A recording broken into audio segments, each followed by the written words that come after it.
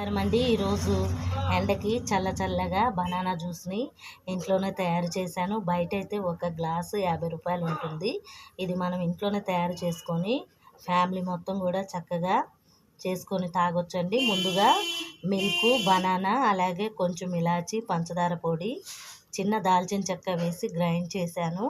తర్వాత మనం గ్లాస్ జార్లోకి వేసుకొని ఈ విధంగా గార్నిష్ చేసుకోండి. బూస్టు, మీ దగ్గర ఉన్న డ్రై ఫ్రూట్స్ తోటి. ఎలా ఉంది ఫ్రెండ్స్? ఇప్పుడైతే మా హస్బెండ్ టేస్ట్ చూసి చెప్తారండి. టేస్ట్ చూడండి. ఏమండి టేస్ట్ చేయండి, ఎలా ఉందో చెప్పండి రవి గారండి.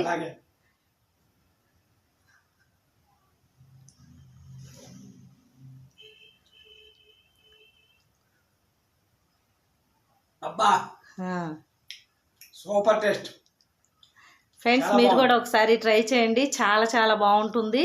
నచ్చితే మాత్రం ఒక లైక్ చేయండి friends. Thank you for watching.